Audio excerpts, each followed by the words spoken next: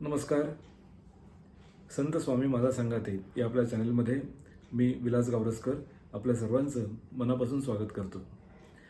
मंडळी, मकर संक्रांत आपलं इंग्रजी नवीन वर्ष सुरू झाल्यानंतरचा पहिला आपला सण येतो. या सणांचं आध्यात्मिक महत्त्व आपल्या सगळ्यांनाच माहिती आहे. ही संक्रांत कशी साजरी करावी, याचं महत्त्व काय, काळे कपडे का घालावेत, सुगड्यांची पूजा कशी करावी, भोगीच्या दिवशी काय होतं, ह्या सगळ्या गोष्टी आपल्याला आत्तापर्यंत ठाऊक झालेल्या आहेत. पण आजचा आपला मुद्दा हा थोडासा वेगळा आहे. मला एक कमेंट आली होती आणि त्यांनी 2-3 प्रश्न मला विचारले होते. एक तर त्यांचं म्हणणं असं होतं की या काळामध्ये मानसिक स्थिती खूप दुर्बल झाल्यासारखं वाटतं, औदासिन्य आल्यासारखं वाटतं किंवा अगदीच सगळी परिस्थिती नकारात्मक आहे.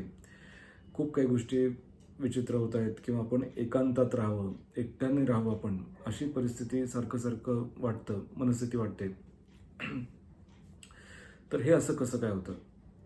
आणि त्यांचं असं म्हणणं होतं की जर बाकी कोणाला सांगितलं तर ते लोक हसतात, कारण बहुतेक अशा प्रश्न स्त्रियांना जास्त भेडसावतात किंवा या समस्या स्त्रियांच्या बाबतीमध्ये होतात, पुरुषांना होत नाहीत, असं त्यांचं म्हणणं होतं. म्हणून म्हटलं आज आवर्जून हा व्हिडिओ करू आणि तमाम पुरुष मंडळींना पण एक सांगितलं गेलं पाहिजे की असं काही भेदभाव नसतो. माणसाच्या मनाचे जे काही आडाखे आहेत तर ते त्याच्यामध्ये स्त्री आणि पुरुष असं बांधणं थोडंसं शक्य नाही.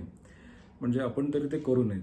जरी आपल्याला लहानपणापासून एक ट्रेनिंग मिळालेलं असतं की पुरुष म्हणजे असाच असला पाहिजे किंवा त्याने रडलं नाही पाहिजे, त्याने हळवं होता कामा नये किंवा त्याने कायमच कणखर असलं पाहिजे किंवा लोकांना दाखवलं पाहिजे, आणि स्त्री म्हणजे त्याच्याबरोबर विरुद्ध. तर हे असं काही नसतं.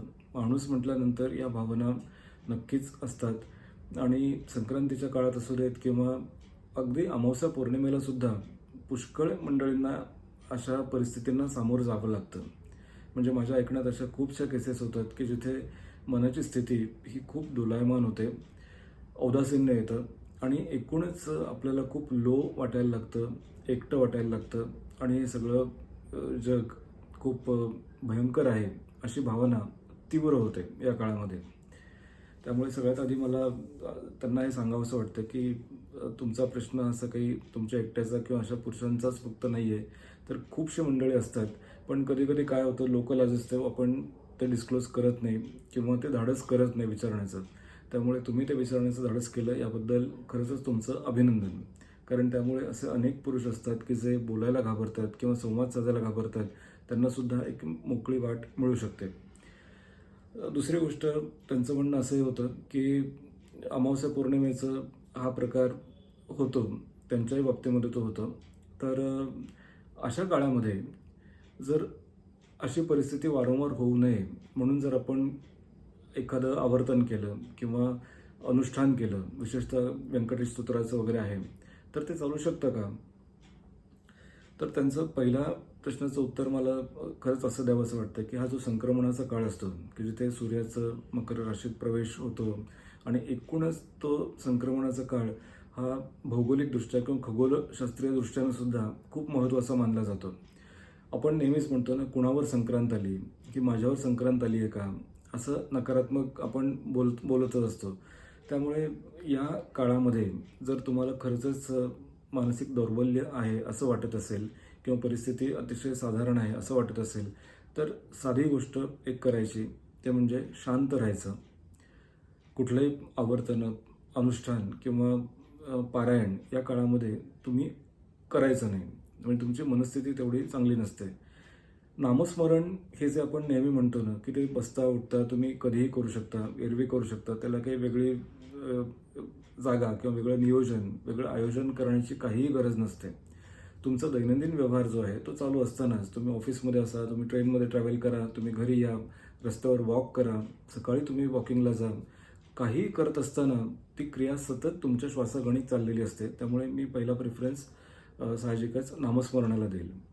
नामस्मरण चालू ठेवा, पण आवर्तनं किंवा अनुष्ठान किंवा ठरवून एखादं पारायण करणं हे तुम्ही तसं टाळलं तरी चालेल, म्हणजे तुमची मनस्थिती चांगली नसेल तर. कारण आधी मनस्थिती आपल्याला बदलणं हे भाग आहे. अशा काही काळामध्ये म्हणजे जसं आपण अमावस्या पौर्णिमेला म्हणतो, भरती ओहोटीचा काळ असतो.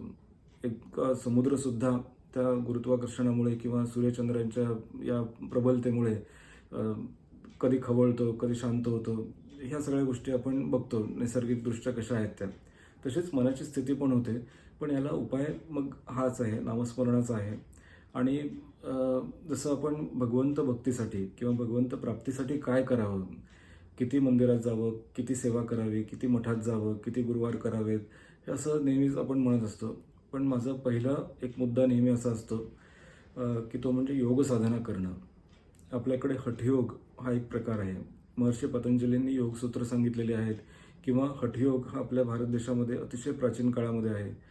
हठ आणि ठ म्हणजे सारे सूर्य आणि चंद्रनाडी, सूर्य आणि चंद्रनाडी याचा व्यायाम किंवा ठरवून श्वास घेणं. ही जी सूर्यनाडी आहे, उजवी नाकपुडी आपली, ती बंद करून डाव्या नाकपुडीने चंद्रनाडीने आपण श्वास घेणं, श्वास सोडणं असे प्रकार 2 मिनटं 5 मिनटं केले तरी तुम्हाला खूप शांतता वाटते. आणि ब्लड प्रेशरसाठी सुद्धा तो उत्तम उपाय आहे. मनाची अवस्था तुमची चांगली होण्यासाठी सुद्धा तो एक उत्तम उपाय आहे. त्यामुळे ह्या प्रकारांमध्ये किंवा नुसतं तुम्ही श्वासांवर जरी लक्ष दिलं, ठीक आहे, आता आपण असा प्रकार नाही केलात की एक नाकपुडी बंद करून साधना करा किंवा काही करा. पण निदान आपलं शांत बसून श्वासांवर लक्ष देऊन 5 मिनटं 10 मिनटं ध्यानस्थ जर आपण बसलो तरीसुद्धा आपल्याला खूप मनाची स्थिती सुधारण्यास मदत होते. अर्थात एकदम ते होणार नाही. आपल्याला थोडा वेळ द्यावा लागेल, थोडा संयम ठेवावा लागेल. पण हळूहळू सवयीने किंवा सरावाने या गोष्टी नक्की जमू शकतात. त्यामुळे वरचेवर जर असे प्रसंग होत असतील तर योगसाधना किंवा प्राणायाम किंवा श्वासांचे व्यायाम याला अधिक प्राधान्य असं माझं वैयक्तिक मत आहे. आपण द्यायला हरकत नाही. दुसरी गोष्ट म्हणजे या काळामध्ये मग तुम्ही वाचन नाही केलं तरी फारसं काही बिघडत नाही. म्हणजे तो अट्टाहास नको. आधी मनस्थिती आपली चांगली होणं महत्त्वाचं आहे. मनस्थिती एकदा चांगली झाली ना की मग तुम्ही तुमच्या सवडीप्रमाणे किंवा तुमच्या नियोजन काळामध्ये तुम्ही मग पारायण, अनुष्ठान किंवा आवर्तन असं करू शकता. दुसरी महत्त्वाची गोष्ट मला आवर्जून सांगायची या चॅनलमधून की अशी काही मंडळी जी तुम्हाला भेटतील किंवा कधी चर्चा होते, कधी मित्रांमध्ये चर्चा होते, कधी घरगुती गप्पा निघतात. आणि जर तुम्हाला असं आढळलं की कोणी एखादे दादा किंवा एखादे पुरुष व्यक्ती आहेत, त्यांना जर अशी मानसिक अवस्था होते किंवा त्यांचं हळवेपण अधिक जास्त गडद होत आहे किंवा या काळामध्ये ते जास्त एकटे एकटे वाटत आहेत, औदासिन्य त्यांना आलेलं आहे, तर कृपया तुम्ही त्यांना हसू नका किंवा त्यांच्या परिस्थितीवरती कुठल्याही टिप्पणी करू नका. याचं कारण साधं आहे की आपण त्या व्यक्तीच्या मध्ये आपण स्वतःला बघितलं पाहिजे. अशी अवस्था फार होते. आणि नेहमीच मी म्हणतो की जर आपण आध्यात्मिक असू, आपण जर धार्मिक असू, तर एखाद्याला आपण मदत केली पाहिजे किंवा त्या परिस्थितीतून त्याला बाहेर काढण्यासाठी त्याला आपण आपल्यामध्ये सामावून घेतलं पाहिजे, त्याला ॲकोमोडेट केलं पाहिजे किंवा त्याचा प्रॉब्लेम, त्याची समस्या कमी करण्यासाठी तुम्हाला काय करता येईल त्याचा विचार केला पाहिजे. सोल्युशन तुमच्याकडे कदाचित नसेल, पण मग तुम्ही त्यांचे प्रॉब्लेम्स वाढवू नका. जर तुम्हाला काही त्याच्यात चांगलं काही करता येत नसेल तर तुम्ही निदान वाईट होईल असं तरी काही करू नका किंवा त्यांची नामुष्की होईल किंवा त्यांच्या परिस्थितीवरती हसणं, एखाद्याच्या व्यंगावरती हसणं, एखाद्याच्या परिस्थितीवरती हसणं, त्याचा फायदा घेणं, त्या परिस्थितीचा फायदा घेणं, त्यांच्या भावनेचा फायदा घेणं, ह्या सगळ्या गोष्टी आपल्या अध्यात्मामध्ये पाप समान किंवा एका गुन्ह्यासमान समजलेल्या आहेत. हिंसा ही जी आपण म्हणतो ना, ती फक्त काही मारहाण करणं किंवा मारझोड करणं म्हणजेच हिंसा असते असं नाही. तर आपल्या वागणुकीतून सुद्धा प्रत्यक्षपणे आपण ती हिंसा करत असतो. मानसिक छळ हा अशाच प्रकारे होऊ शकतो. त्यामुळे कृपया जर आपण खरंच स्वामी भक्त आहोत असं जर म्हणत असाल तर या मंडळींना समजून घ्या. अमावस्या पौर्णिमेला किंवा संक्रांतीच्या काही काळामध्ये, विशिष्ट अशा काही दिवसांमध्ये जिथे भौगोलिक परिस्थिती खूप वेगळ्या पद्धतीने असते, तिथे या मंडळींचं मन हे वेगळ्या प्रकारे थोडंसं होतं. एन्हान्समेंट म्हणतो ना आपण, म्हणजे जी परिस्थिती आहे ती वृद्धिंगत होते, ती वाढते. मग एखादा उदास असेल तर तो आणखीनच उदास होतो किंवा याच्या उलटही होऊ शकतं. एखादी व्यक्ती प्रसन्न वाटत असेल, तिला आनंद वाटत असेल तर ती नेहमीपेक्षा अतिरिक्त अशा आनंदाच्या लेवलवरती असते. म्हणजे 2 टोकं होतात. अति आनंद किंवा ज्याला हर्षवायू असंही म्हणतात आपण, हर्ष अति होणं हे सुद्धा तितकंच विघातक आहे आणि अति दुःख होणं किंवा अति औदासीन्य असणं ही सुद्धा स्थिती तितकीच विचित्र आहे. त्यामुळे या दोन्ही गोष्टींमध्ये आपल्याला समतोल साधण्यासाठी साधना हा एक उत्तम मार्ग आहे. नामस्मरण तर आपण नेहमीच ते रिकमेंड करतो, त्यामुळे ते करा. आणि कुणालाही कृपया हसू नका. पुरुष काय स्त्री काय असं नाही आहे की फक्त स्त्रियांनाच रडण्याचा अधिकार आहे. आपलं म्हणणं किंवा आपली बाजू रडून रडून खरी करून दाखवणं हे फक्त स्त्रियांनाच जमतं किंवा त्यांचाच तो अधिकार आहे असं अजिबात नाही. अशा समस्या पुरुषांना सुद्धा होऊ शकतात. मानसिक स्थिती ही पुरुषांची सुद्धा बिघडू शकते. संप्रेरक किंवा हार्मोन्स इम्बॅलन्स हा पुरुषांचा सुद्धा होऊ शकतो. आपण ते अगदीच नाकारू शकत नाही.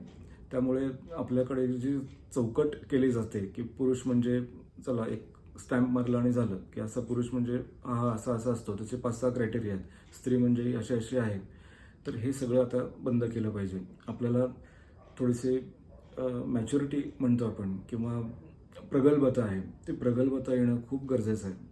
त्यामुळे हा मकर संक्रांतीचा काळ आपल्या सर्वांना शांततेचा आणि एका बॅलेन्स्ड मनस्थितीचा जावो अशी मी प्रार्थना करतो. आपल्या सगळ्यांसाठी हेच खूप जास्त गरजेचं आहे खरं म्हणजे.